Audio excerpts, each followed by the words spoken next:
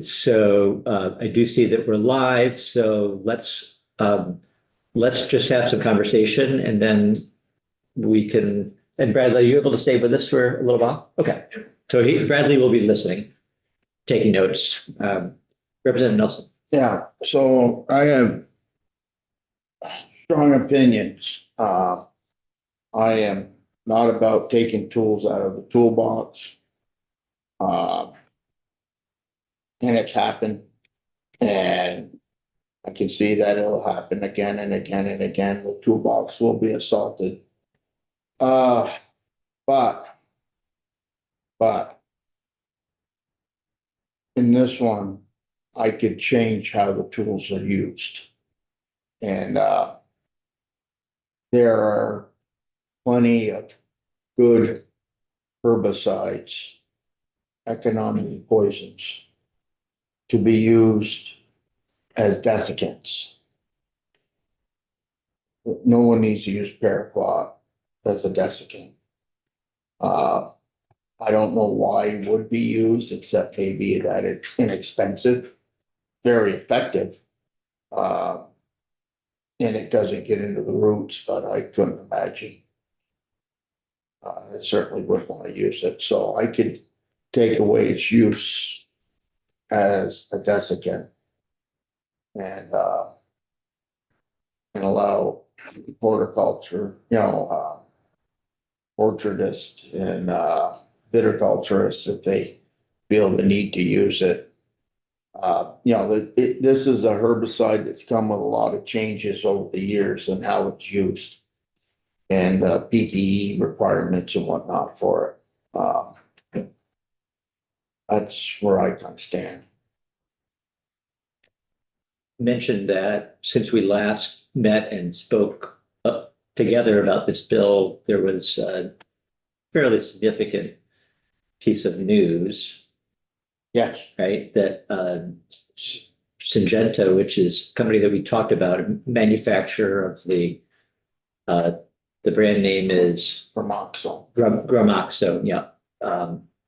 Which I gather is what most of the products sold in Vermont is from that manufacturer. They've announced they're going to stop manufacturing it, I believe, They're gonna pull the end of their, the year. they're gonna pull their license. In the US? In the US, and they're just gonna keep it through the end of December, so that people can use up what's in stock, so it doesn't all end up in front of my house, John O'Brien. Right, yeah. So it's not in the landfill, you mean? Yeah, When did this announcement come out? Monday? Oh, really? So, Yeah. Yeah.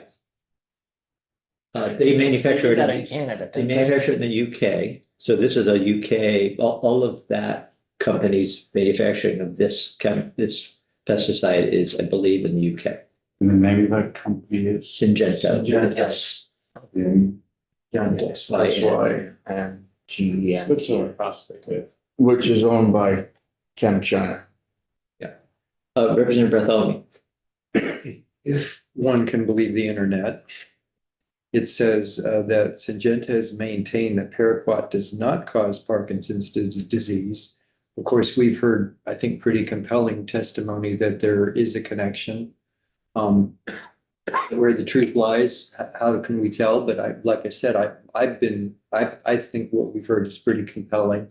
And obviously we've heard it's extremely toxic, even without the link to Parkinson's. But despite the fact that they paid these settlements, it says they've paid over $187.5 million to settle lawsuits. So I'm kind of feeling like the company, it'd be interesting to be able to listen in on their board meeting when they made this decision, but I'm guessing there are two possibilities. They're not making enough money with the stuff anymore, so it's not profitable, or they're tired, they're worried about the liability, maybe both. So they've decided it doesn't make sense to sell it or use it. And in my mind, what that is doing for us at this particular moment is creating a void where it's the company that where we get it most commonly isn't selling it. So is another company going to jump in there and sell it?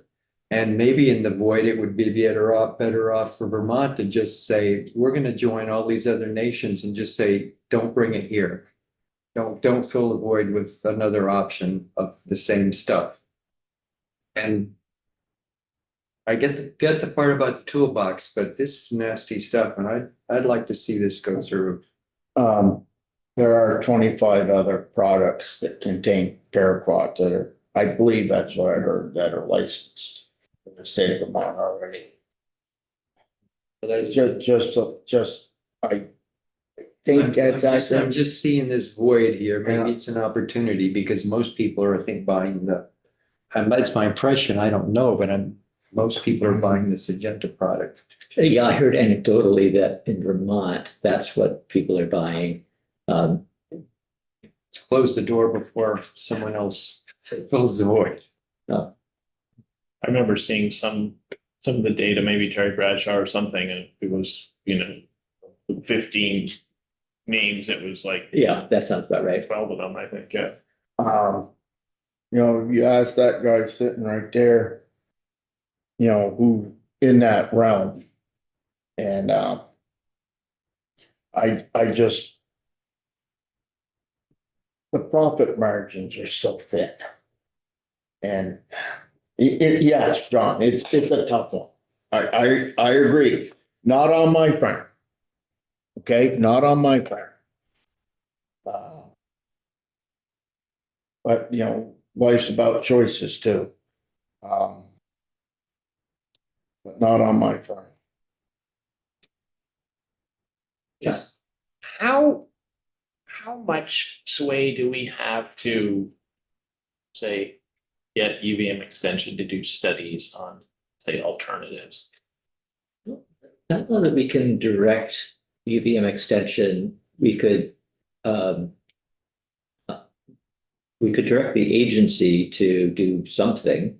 I don't know without funding how that would work. Yeah. And I am ready to be stood corrected. I don't know that we can really ask or tell UVM to do anything. Yeah.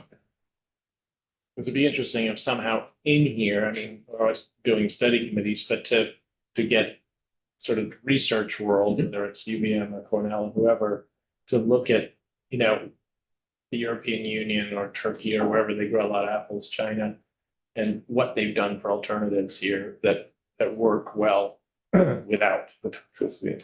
Yeah, I think we heard testimony that Cornell had done some research, maybe UVM also, on paraquat, glyphosate, and then the third one I always have trouble. Oh, that in between one, remembering. right? It also Yeah. begins with G. Yeah. It sounds similar to glyphosate, and exactly. it is sold under the Yeah. trade name Rely, I think. And then there's also Prowl that's used in, I can't remember the chemical Prowl. But yeah, you're right, there was that other G one.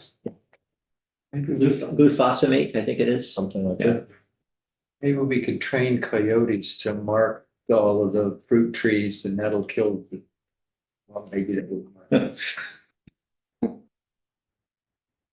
Did you have a hand up, Jed, or no? Glufosinate. Well, just I was really gonna comment on thought about, we don't have the ability to fund new studies, but is it gonna take 5 years or 3 years for UVM for us to have a Vermont study?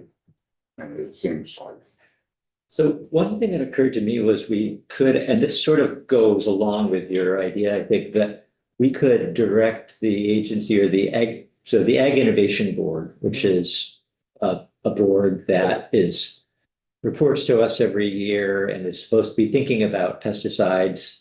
I think we could direct them to look into this and come back with some recommendations, because it may be the case that regardless of what we decide to do, that there won't be any paraquat on the market, in a short amount of time. If the other if other manufacturers either aren't able to or choose not to fill that void, then where does that leave our growers? And having recommendations, it seems like would be useful if we, regardless of what we do, Right. whether it's our decision or somebody else's decision, that might be helpful. I mean, if we had like a 5-year phase out, but part of the directive of that was using research for alternatives and then maybe revisit, at Mhm. that moment of banning it, saying, well, yes, we found better alternatives. I'm not clear what you mean when you say research on alternatives. Is that meaning a review of the products that are available, or are we talking about developing new chemical? Because it seems like the latter would be beyond the purview of UVM For sure. or extension. Right. No, I'm saying when the EU say banned paraquat, what did the orchardist in Europe, which we know they have, thousands and thousands of orchards, where did they turn? Did they just turn to sort of like neonics to alternate chemicals, or did they turn to So you're creative thinking more techniques? library research rather than field research. No, field research too, I think, as far as, even some things like glyphosate might work if you, develop shields for the trees, so it didn't penetrate the bark, for example. I mean, I think there are probably mechanical things that might be tested too. If you knew that, okay, paraquat, the genius of paraquat burn off is gonna go away, how do we replace that with something else, whether it's, everything from livestock to other herbicides. Yeah. Yeah, there's a whole list of them. Alternatives or just Yeah. other brand names for paraquat. No, as the chair said, glufosinate, Yeah, that comes. which is Rely 280 and carbendazole, Yeah. carbendazole, ethyl, yeah. The same thing. And what are those paraquat? No, they're alternatives to paraquat. And, So I spoke to Terry Bradshaw to help me better understand what it might mean for Vermont growers. He didn't have any real insight, I think, either on what whether the market might be filled by somebody else or not. He mentioned that glufosinate and reminded me that when he was then presenting, there was some research, not necessarily definitive research, but some research showing that it could cause canker on the trees, and then that would lead to infection and then loss of the trees. So that's a concern that's out there anyway.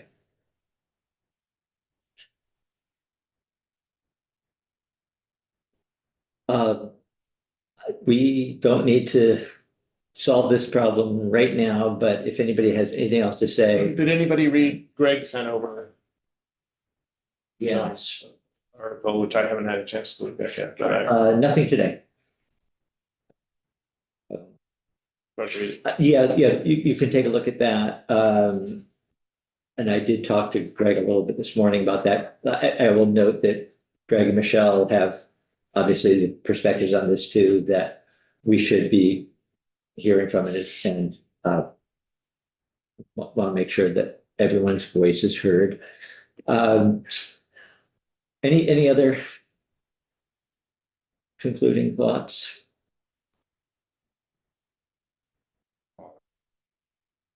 I think the whole committee should weigh in. Go. It's only orchardists. Seem to be the community in Vermont that is currently relying on this. In a very specific way. In a very specific way. Yeah. But With that said, it is many farmers, including this committee, say not on my land. And we know that it is highly toxic. Or no one has refuted that. And only perfect conditions of total PPP, no wind, any tear or, it's seriously toxic. As a steward of our environment, we all bear a responsibility to protect Vermont farms, Vermonters, our environment. It's kind of remarkable that so many modern agricultural productive countries all over the world have banned it. And I appreciate the toolbox analogy, but if knowing a little more about what the alternatives are, they're more environmentally friendly, safer, and can still protect the food farmers in Vermont. I'd love to hear a little more about that. We have the agency's experts on this scheduled tomorrow for testimony on different bill, but I'll see whether they can make some time. We're pretty busy tomorrow, but we do have some time, I think, where we could, while they're still here, ask them if they can speak that question. What are the, we've heard what the alternatives are from other people, get their perspective and. Their efficacy. John. Just going to expand on what you were saying is I was really taken by some of the testimony about protective clothing and how even if you're licensed and you really understand the toxicity and what you need to wear when it's 85 degrees with 100% humidity and you're out there spraying the stuff, are you really wearing everything you need to wear? And that's like, I wouldn't want to do it. I guess if you really understand the risk, you would, but are the farmers and the applicator really doing it? Are they really safe? Don't know. Well, that's, if I may, that's what's nice about special permits. And then Dave Hoover and his troops will know who is using it when and where. And can always do a drive-by to make sure they're following. I've been sitting in the shed somewhere. No, yeah, but if they have that special permit, they're gonna use it these days. Patricia, can you update the agenda tomorrow so we start at 9:30? And I don't know whether our first witness isn't able to get here till 9:40, but let's start at 9:30 anyway. And then so we can move things along a little bit. Is anybody, I'm not hearing anybody objecting at the very least. I'm trying to figure out where we might, have common ground. To a ban on its use as a desiccant. So just prohibiting its use as a desiccant. And all we know is perhaps a couple farmers, one maybe even use it on soybeans as a desiccant in Vermont sometimes. I'm not sure that we know that even that is Okay. happening, but it is used in, For sure on somewhere. peanuts and cotton. Yeah, mostly, but it sounds like other crops too. Soybeans, yeah. I think so, yeah, and potatoes, Richard had heard. Not on potato, not paraquat. They use Rigolon potatoes, but they use it on soy. We think they use it on. No, not in Vermont, but in other places. They, Idaho, do they use it on potatoes? no, they use it down south for cotton. Yeah. And of course, everyone likes good peanut. Yeah, they spray, I use insect pests in my potatoes and they suck the life right out of the plants. but, yeah, they use, cotton is a tree. And if you went out there and left cotton, it would continue to grow and grow and grow. Which I didn't realize until. What forest type does it grow? Flat, red clay. It's part of the forest economy. You should try to You know, I mean, Well, you know, I'd like to. Tara, I Yeah. actually need to go, but Yeah. I think maybe talking to you, I made an apology.